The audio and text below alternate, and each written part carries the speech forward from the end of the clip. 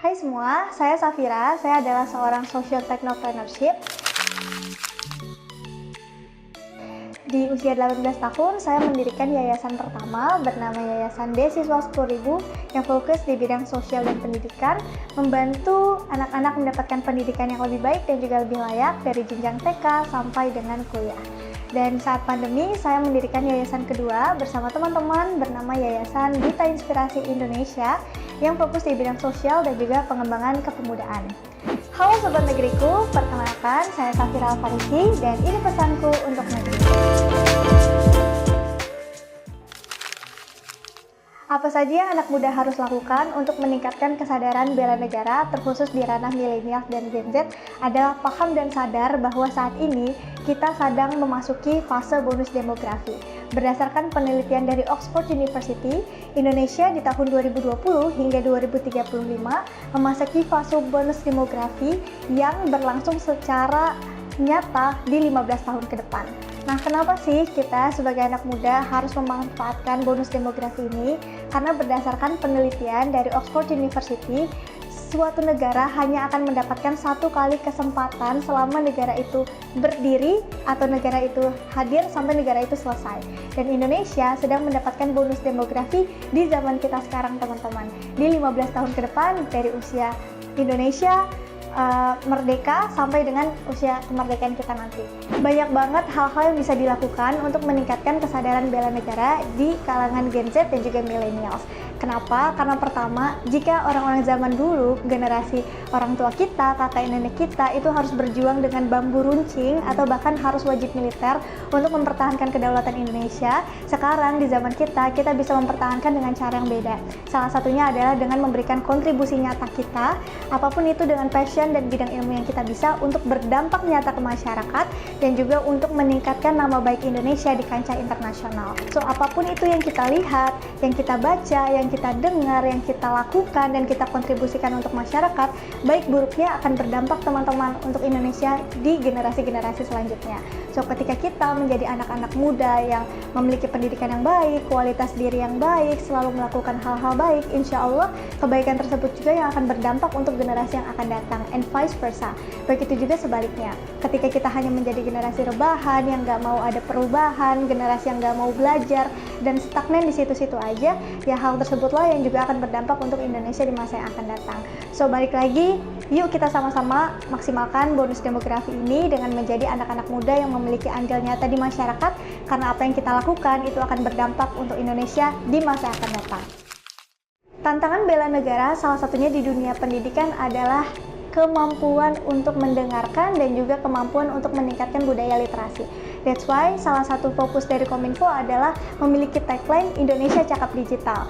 Dengan cakap digital tersebut diharapkan kita memiliki kemampuan yang mumpuni untuk meningkatkan kemampuan literasi kita agar kita memperkaya intelektual kita sehingga tidak mudah dengan termakan hoax dan juga tidak mudah diprovokasi agar kita dijauhkan dari perpecahan.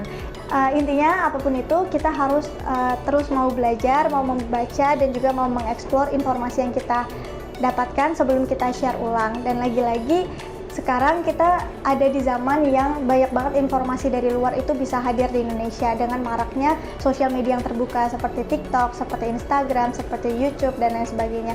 So, ketika kita tidak bisa memfilter dengan baik, kita bisa termakan dengan westernisasi dan juga kita bisa termakan dengan budaya-budaya hoax tersebut. So, lagi-lagi yuk anak muda kita punya filter diri. Salah satu bentengnya apa? Dengan pendidikan, kita banyak baca, kita banyak memperkaya wawasan agar tidak mudah terprovokasi dengan hoax, hate speech dan lain sebagainya.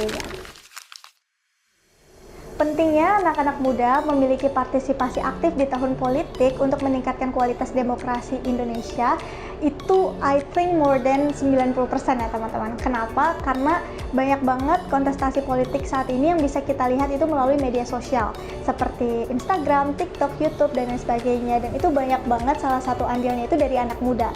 Anak muda yang ikut speak up, anak muda yang ikut bikin video, anak muda yang ikut menyuarakan pilihan mereka, anak muda yang ikut mengkampanyekan dengan cara-cara terbaru yang lebih kekinian, lebih relate dengan sound-sound yang sedang viral dan lain sebagainya. Dan lagi-lagi sekarang Indonesia itu sedang masuk di fase bonus demografi. Di usia Indonesia tahun 2020 sampai 2035 didominasi oleh anak-anak muda usia produktif. Untuk itu kita memiliki hak yang besar banget untuk menyuarakan suara kita di kontestasi demokrasi. Karena kita memiliki hak pilih, maka dari itu kita bisa menggunakan hak-hak pilih tersebut dan menggunakan platform sosial media kita untuk memberikan pilihan yang terbaik. Tetapi ancamannya adalah karena sosial media terlalu general, kita jangan sampai termakan dengan hoax, hate speech, ataupun hal-hal yang berbau dengan perpecahan yang mengarah kepada ketidakpersatuan Indonesia. So, balik lagi, kita punya peran yang nyata, kita punya peran yang sama untuk memberikan wujud bantuan kita untuk menyuarakan demokrasi, tetapi sesuai dengan tracknya dan juga jangan sampai memprovokasi satu sama lain. Dan anak-anak muda yang hebat, anak-anak muda yang sukses rata-rata adalah anak-anak muda yang tahu passion mereka di mana. So, aku akan kasih sedikit tips untuk kita Gen Z dan juga millennials mengetahui apa sih itu passion kita dan kita bisa asah, dan hasil dari passion tersebut kita kontribusikan dalam wujud nyata yang bisa berdampak untuk kemajuan Indonesia. Nah, cara kita untuk mengetahui passion ada 3. Yang pertama, ask yourself, what do you love?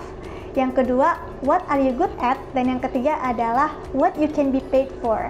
Nah, ketika kamu udah tahu jawaban tersebut, jangan lupa kaitkan dengan poin keempat, yaitu what the world needs. Aku mulai dari poin pertama.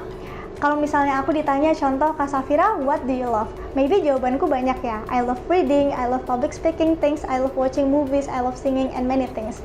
So, ketika aku ambil example, contoh nyanyi kayak, Safira, what do you love? I love singing. Oke, kaitin sama poin kedua.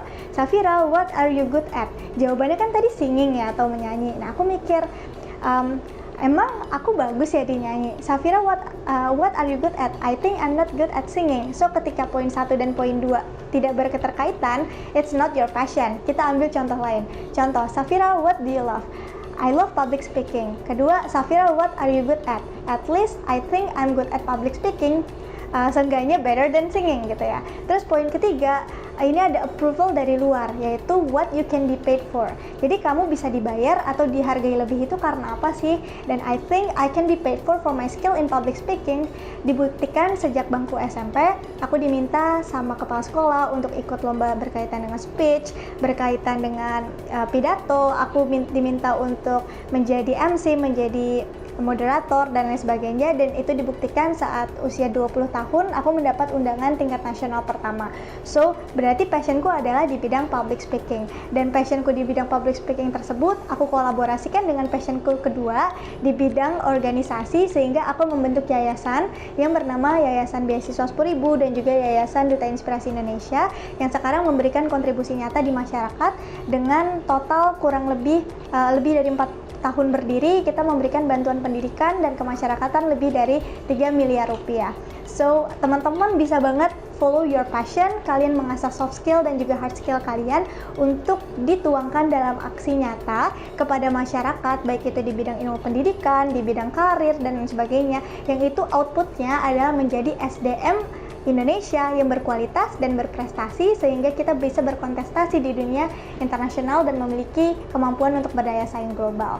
Jadi teman-teman jangan ragu untuk asah passion kalian dan juga kolaborasikan bidang ilmu kalian semua agar passion itu bisa bermanfaat untuk banyak orang, terkhusus di negeri kita sendiri, negeri Indonesia. Betul banget, dengan kita sebagai anak muda yang memiliki kemampuan lebih di bidang pendidikan dan juga intelektualitas, sama aja kita juga berdampak untuk bela negara kita, teman-teman.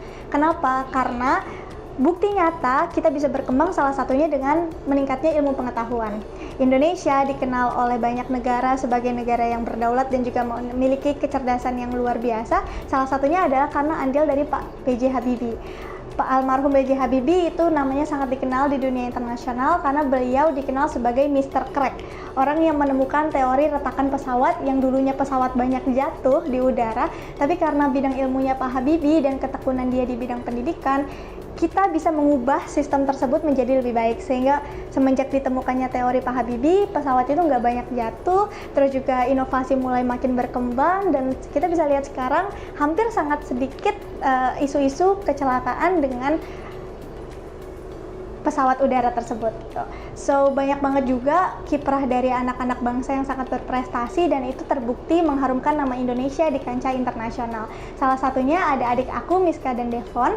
Dia adalah juara Olimpiade Internasional yang memiliki lebih dari 100 penghargaan Olimpiade dari bidang ilmunya. Dan itu membuktikan bahwa kita ketika memiliki kemampuan dan juga memiliki minat yang tinggi untuk membaca, minat yang tinggi untuk bersekolah dan sebagainya, kita bisa banget kok teman-teman, kita semua punya hak yang sama, kita semua punya kesempatan yang sama untuk bisa memberikan kontribusi nyata di masyarakat.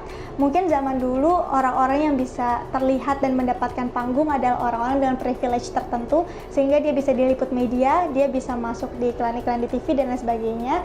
Tetapi sekarang dengan kesempatan hanya menggunakan gadget, handphone, kita bisa sama-sama menunjukkan siapa diri kita dan ide atau gagasan apa yang mau kita bawa. So pintar-pintar kita menggunakan passion, ilmu pengetahuan dan juga kemampuan yang kita punya untuk menggunakan semua platform sehingga kita bisa cakap digital dan juga kita bisa ikut menyuarakan apa yang ingin kita suarakan. Dan lagi-lagi pastikan hal yang ingin kita suarakan adalah hal-hal positif yang bisa berdampak nyata untuk kemajuan negeri di masa yang akan datang. Karena lagi-lagi Indonesia sedang dalam masa fase bonus demografi yang didominasi oleh usia produktif, yaitu usia anak-anak muda yang dikategorikan sebagai Gen Z dan millennials. Jadi apapun yang kita lakukan dan kita buat hari ini itu akan berdampak untuk Indonesia di masa yang akan datang. Serta jangan lupa kita dititipkan amanah yang luar biasa loh oleh Presiden kita, Presiden Soekarno, yaitu dia berharap pada saat 100 tahun kemerdekaan Indonesia, Indonesia di posisi sebaik-baiknya dan juga berdampak di dunia internasional, dan itu diamanahkan sebagai Indonesia Emas. Dan aku sangat berdoa dengan partisipasi aktif kita semua sebagai anak muda dan wujud bela negara kita bisa mencapai Indonesia Emas tersebut di tahun 2045 sehingga Indonesia benar-benar bisa menjadi macannya Asia dan bahkan macannya dunia.